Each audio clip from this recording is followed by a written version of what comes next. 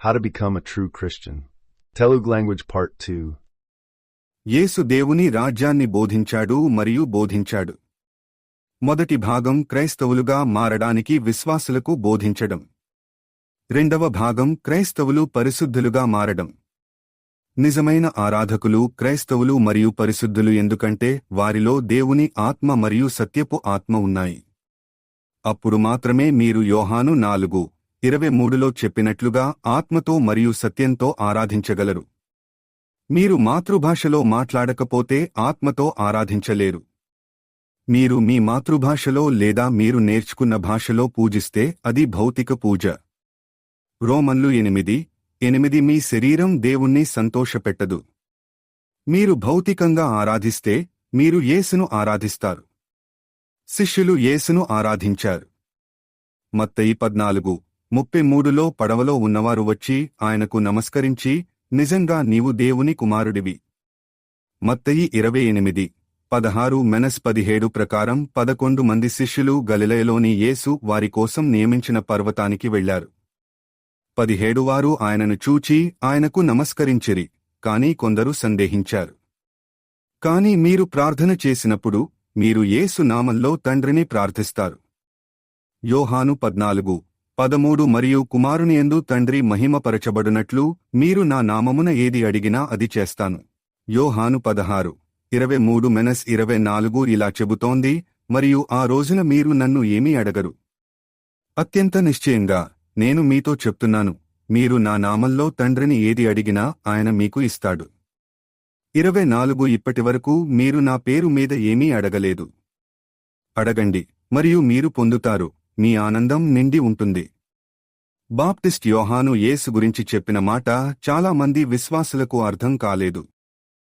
John Baptist అన్నాడు, నేను నీళ్లతో బాప్తిస్మం తీసుకుంటాను, అయితే నా తర్వాత వచ్చేవాడు మీకు పరిశుద్ధాత్మతో బాప్టిజం ఇస్తాడు. ఈ ప్రకటన చాలా కీలకమైనది. ఇది 5 పుస్తకాలలో వ్రాయబడింది. మత్తయి 3:11 నేను మీకు పశ్చాత్తాపము కొరకు నీళ్లతో బాప్తిస్మమిచ్చుచున్నాను, అయితే నా తరువాత వచ్చేవాడు నాకంటే బలవంతుడు, అతని చెప్పులు మోయుటకు నేను అర్హుడు కాదు. అతను పరిశుద్ధాత్మతో మరియు అగ్నితో మీకు బాప్తిస్మం ఇస్తాడు. మార్కు 1:8లో నేను నీకు నీళ్లతో బాప్తిస్మమిచ్చాను, అయితే ఆయన నీకు పరిశుద్ధాత్మతో బాప్తిస్మం ఇస్తాడు.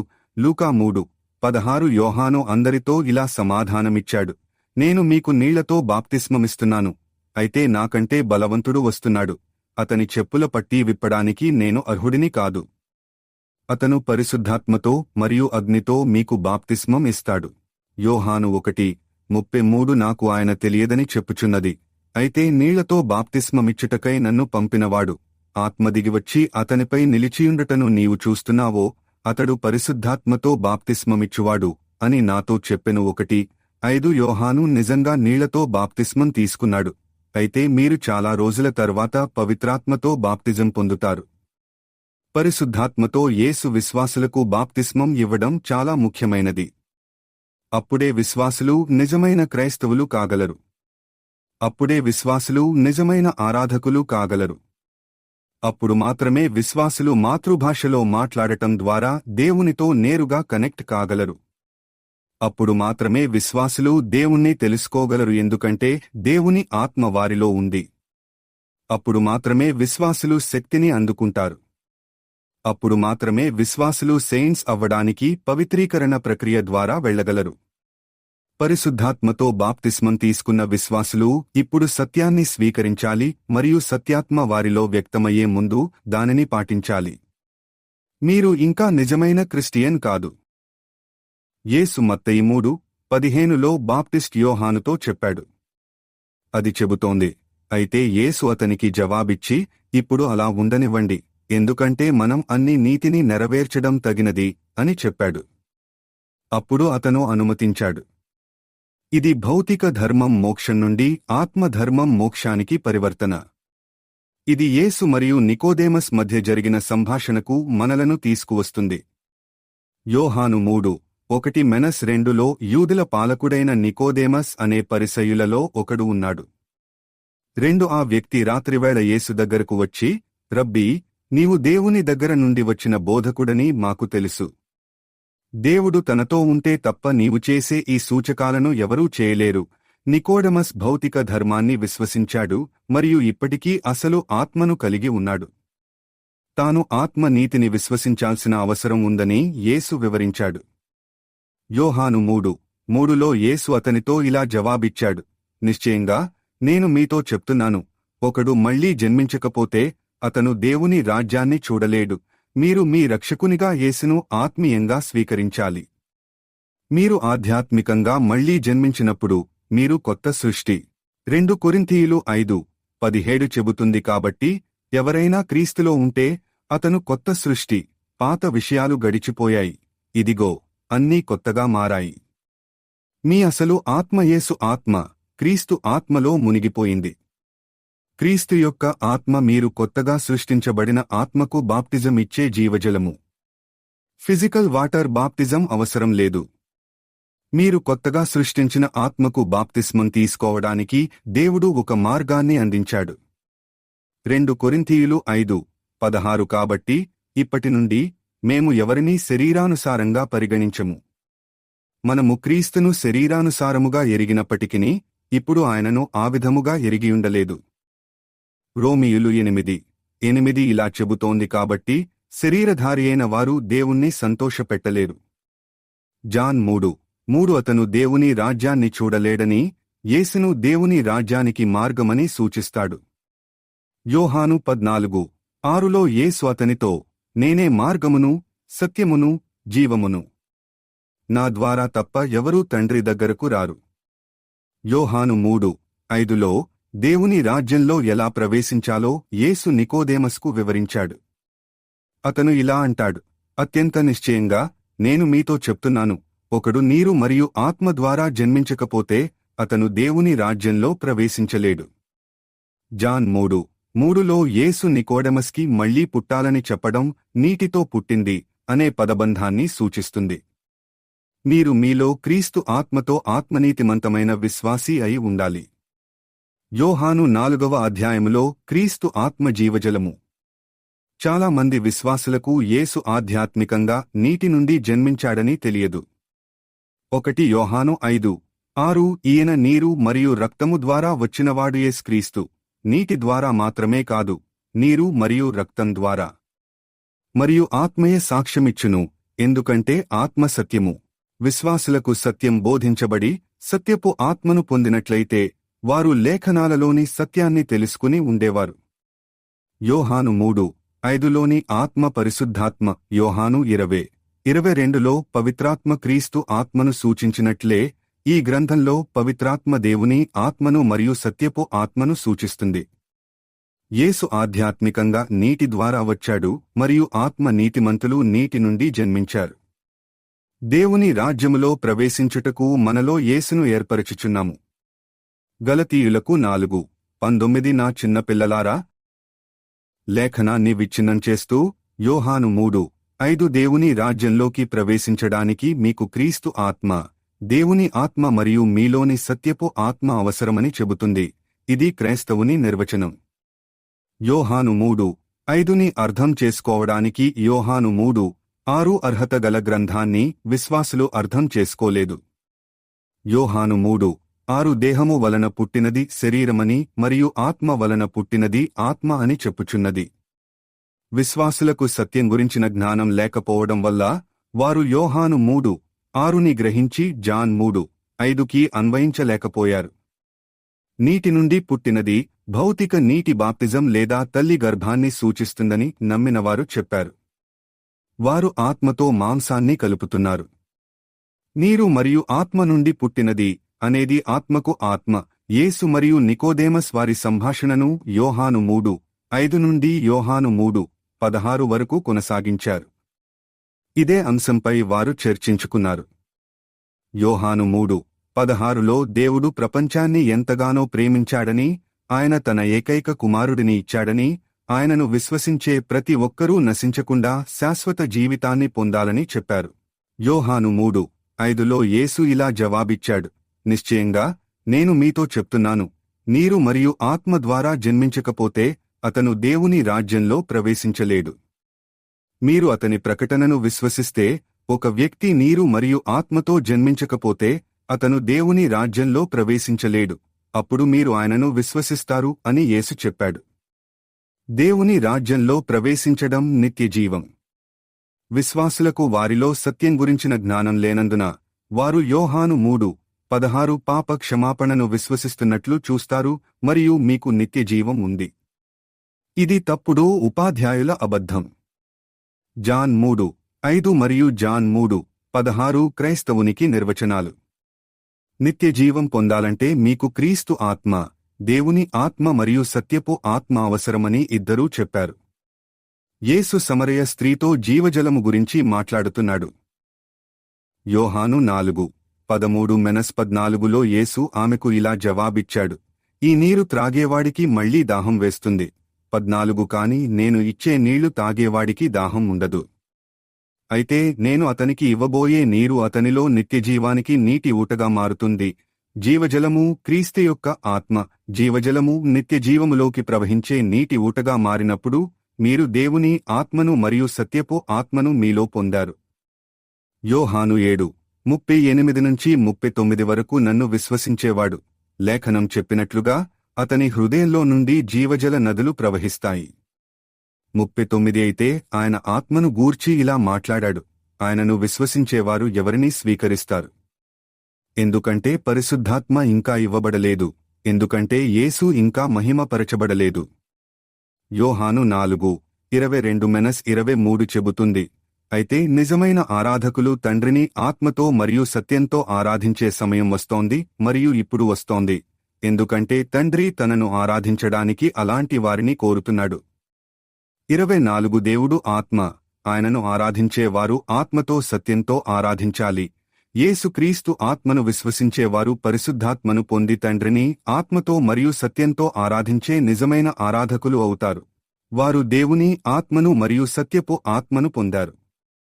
మాథ్యూ 28:19-20 ఎన్కేజవి ఇలా చెబుతోంది, కాబట్టి మీరు వెళ్లి అన్ని దేశాలను శిష్యులనుగా చేసుకోండి, తండ్రి మరియు కుమారుడు మరియు పరిశుద్ధాత్మ నామంలో వారికి బాప్తిస్మం ఇవ్వండి. 20 నేను మీకు ఆజ్ఞాపించినవన్నీ పాటించమని వారికి బోధించండి, మరియు ఇదిగో నేను యుగసమాప్తి వరకు ఎల్లప్పుడూ మీతో ఉన్నాను. ఆమెన్. నేను మాథ్యూ 28:20ని ఉపయోగించాలనుకుంటున్నాను ఎందుకంటే ఇది ఓబే అనే పదాన్ని ఉపయోగిస్తుంది, గమనించడం కాదు. నేను మీకు ఆజ్ఞాపించిన వాటన్నిటికీ లోబడాలని అది వారికి బోధిస్తుంది మరియు తెలియజేస్తుంది. మరియు ఖచ్చితంగా నేను యుగాంతం వరకు ఎల్లప్పుడూ మీతో ఉంటాను. మత్తయి 28:19 నుండి నేను క్రీస్తు ఆత్మను, దేవుని ఆత్మను మరియు సత్యపు ఆత్మను ఎలా పొందాను అని చాలామంది ఆశ్చర్యపోతున్నారు. విశ్వాసులు వారిలో యేసును ఏర్పరుస్తారు. మత్తయి 3:16లో యేసు ఎప్పుడు బాప్తిస్మం తీసుకున్నాడో మరియు దేవుని ఆత్మ అతనిపైకి ఎప్పుడు దిగిందో నేను చూశాను. మీరు యేసును ఆత్మీయంగా మీ రక్షకునిగా అంగీకరించినప్పుడు మీరు క్రీస్తు ఆత్మను పొందుతారు. యోహాను 14:6లో యేసు సత్యమని చెబుతుంది. అలాగే యోహాను 15:26 ఇలా చెబుతోంది, అయితే తండ్రి నుండి నేను మీ దగ్గరకు పంపబోయే సహాయకుడు, తండ్రి నుండి బయలుదేరే సత్యపు ఆత్మ వచ్చినప్పుడు అతను నన్ను గురించి సాక్ష్యమిస్తాడు. స్పష్టం చేయడానికి మత్తయి 28:19 అంటే ఒక ఆధ్యాత్మిక నీతి విశ్వాసి పరిశుద్ధాత్మతో బాప్తిస్మం తీసుకుంటాడు. పరిశుద్ధాత్మ దేవుని ఆత్మ మరియు సత్యం యొక్క ఆత్మ యొక్క నిర్వాహకుడు. ఒక క్రైస్తవునికి క్రీస్తు ఆత్మ, దేవుని ఆత్మ మరియు సత్యం యొక్క ఆత్మ ఉన్నాయి. అలాగే సత్యాన్ని పాటించండి. క్రీస్తు ఆత్మ, దేవుని ఆత్మ మరియు సత్యపు ఆత్మ అన్నీ జీవజలాన్ని కలిగి ఉన్నాయి. విశ్వాసులు పరిశుద్ధాత్మతో బాప్తిస్మం తీసుకున్నప్పుడు వారి జీవజలం పెరుగుతుంది. జాన్ 4:14 దీనిని నీటి బుగ్గగా సూచిస్తోంది. యోహాను 7:38 మీ హృదయం జీవజల నదులు ప్రవహిస్తుంది. కాబట్టి యేసు ఆత్మీయంగా నీటి నుండి జన్మించినందున దేవుడు ఆత్మతో కూడిన జీవజలమని మీరు చెప్పగలరు. దేవుడు నాకు అనేక ఆధ్యాత్మిక దర్శనాలను అనుమతించాడు. నేను నా కుక్కలను బయటికి తీసుకెళ్తున్నాను మరియు మేము డాబా నుండి నడిచినప్పుడు మేము పెరట్లో ఒక బొమ్మను చూశాము. నా కుక్కలు ఫిగర్ వైపు పరిగెత్తాయి మరియు అది అదృశ్యమైంది. మరొక వ్యక్తి కనిపించాడు, కాని కుక్కలు దానిని చూడలేకపోయాయి. నేను ఒక బకెట్ నీటిని తీసుకుని గాలిలోకి విసిరి ఆ బొమ్మను వివరించాను మరియు అది నీరుగా నడిచే శరీరాన్ని ఏర్పరిచింది. మోకాలి ప్రాంతం దగ్గర చిన్న రౌండ్ లైట్ ఉంది. జీవజలంతో కూడిన ఆత్మను నేను చూశానని ఇప్పుడు నాకు తెలుసు. మత్తయి 28:19 దేవుని ఆత్మ మరియు సత్యం యొక్క ఆత్మ ఒక్కొక్కటిగా జరుగుతాయని చూపిస్తుంది, అయితే పరిశుద్ధాత్మ వాటిని కలిసి పరిపాలిస్తుంది. కాబట్టి మీరు సత్యం యొక్క ఆత్మను కలిగి ఉన్నారని ఇది స్వయంచాలకంగా లేదు, ఇది మమ్మల్ని నేటి పరిస్థితికి తీసుకువస్తుంది.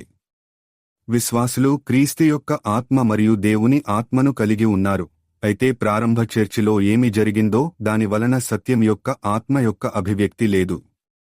మీరు సత్యం యొక్క ఆత్మను కలిగి ఉన్నంతవరకు మీరు క్రైస్తవులు కాదు. మార్కు 16:15-18లో చెప్పబడింది, మరియు ఆయన వారితో ఇలా అన్నాడు, మీరు లోకమంతటికీ వెళ్లి ప్రతి ప్రాణికి సువార్త ప్రకటించండి. 16 నమ్మి బాప్తిస్మం తీసుకున్నవాడు రక్షింపబడతాడు, కాని నమ్మనివాడు శిక్షింపబడతాడు. 17 మరియు ఈ సంకేతాలు విశ్వసించేవారిని అనుసరిస్తాయి. నా పేరులో వారు దయ్యాలను వెళ్లగొడతారు, వారు కొత్త భాషలతో మాట్లాడతారు. 18 వారు పాములను పట్టుకుంటారు, మరియు వారు ఏదైనా ప్రాణాంతకం తాగితే అది వారిని ఏ విధంగానూ బాధించదు. వారు రోగులపై చేయి వేస్తారు మరియు వారు కోలుకుంటారు. మార్క్ 16:15-18 యొక్క విభజన.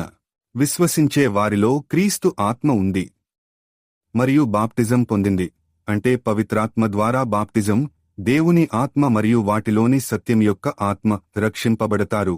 దేవుని రాజ్యంలో ప్రవేశించండి లేదా నిత్యజీవం. విశ్వసించేవారిని సంకేతాలు అనుసరిస్తాయి.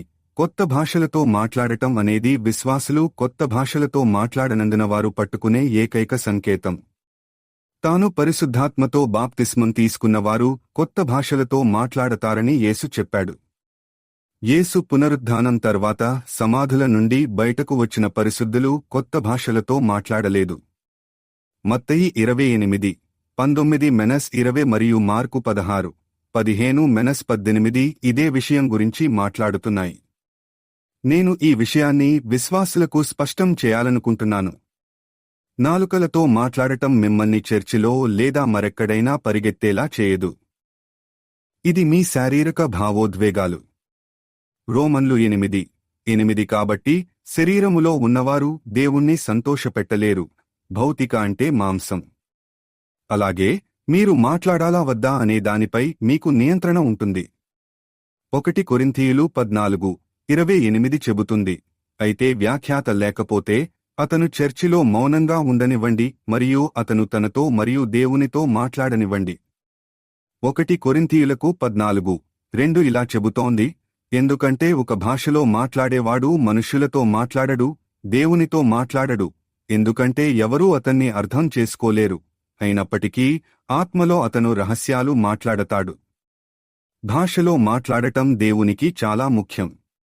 లూకా 12:49-51 నేను భూమిపై అగ్నిని పంపడానికి వచ్చానని యేసు చెప్పాడు మరియు అది ఇంతకుముందే మండిందని నేను కోరుకుంటున్నాను.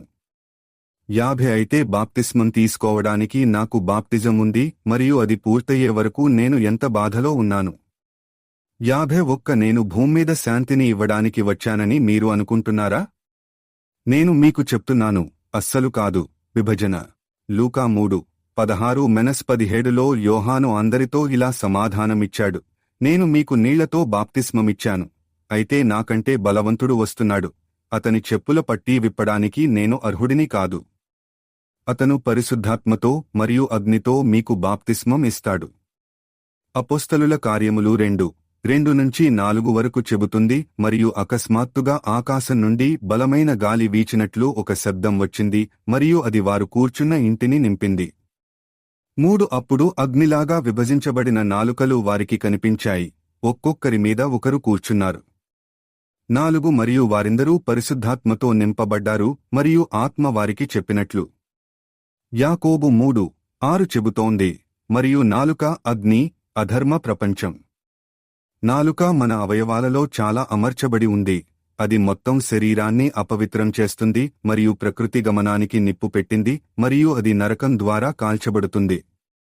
దేవుడు తన ఉద్దేశ్యం కోసం నాలుకను మచ్చిక చేసుకున్నాడు. ఈ వీడియో మీకు నిజమైన క్రైస్తవుడిగా మారడానికి సత్యాన్ని అందించడమే లక్ష్యంగా పెట్టుకుంది. క్రైస్తవుని యొక్క నిర్వచనం సువార్త పుస్తకాల అంతటా కనిపిస్తుంది. ఒక క్రైస్తవుడు క్రీస్తు ఆత్మ, దేవుని ఆత్మ, సత్యం యొక్క ఆత్మను కలిగి ఉంటాడు మరియు వాటిలోని సత్యాన్ని పాటిస్తాడు. నిజమైన క్రైస్తవునిగా ఉండటమే సెయింట్గా మారడానికి మార్గం. సాధువు కావడానికి మీరు ఇంకా పవిత్రీకరణ ప్రక్రియ ద్వారా వెళ్ళాలి. ఒక సెయింట్ పవిత్రుడు మరియు దేవునితో మరియు ప్రభువైన యేసుక్రీస్తుతో నడవగలడు. యేసు దేవుని ఆత్మచే బాప్టిజం పొందే వరకు తన పరిచర్యను ప్రారంభించలేదని విశ్వాసులు గ్రహించాలి. మత్తయి 3:16 యేసు క్రీస్తు మరియు ఆయన సత్యం. యోహాను 14:6 శిష్యుల వలె అతనికి క్రీస్తు ఆత్మ లేదా సత్యపు ఆత్మ అవసరం లేదు. శిష్యులు పరిశుద్ధాత్మతో బాప్తిస్మం తీసుకునే వరకు తమ పరిచర్యను ప్రారంభించలేదు. అపోస్తలుల కార్యములు 2:4 వారు దేవుని ఆత్మను మరియు సత్యపు ఆత్మను పొందారు. విశ్వాసులుగా శిష్యులు యేసు ద్వారా సత్యాన్ని బోధించారు. శిష్యులు సత్యం యొక్క ఆత్మను పొందవలసిన అవసరాన్ని తీర్చారు మరియు అప్పుడు వారు దేవుని రాజ్యాన్ని బోధించగలరు మరియు బోధించగలరు. కాని యేసు శిష్యులకు పరిశుద్ధాత్మతో బాప్తిస్మం తీసుకునే ముందు బోధించడానికి మరియు రోగులను స్వస్థపరిచే శక్తిని ఇచ్చాడు. లూకా 9:1-2 ఇలా చెబుతోంది. అప్పుడు ఆయన తన 12 మంది శిష్యులను పిలిచి వారికి అన్ని దయ్యాల మీద శక్తిని మరియు అధికారాన్ని ఇచ్చాడు మరియు వ్యాధులను నయం చేశాడు. 2 దేవుని రాజ్యాన్ని ప్రకటించడానికి మరియు రోగులను స్వస్థపరచడానికి వారిని పంపాడు. ఈ అధికారం శాశ్వతం కాదు. నేను చెప్పేది మీకు అర్థమైందా? సత్యం యొక్క ఆత్మను పొందే ముందు మీరు సత్యాన్ని బోధించాలి.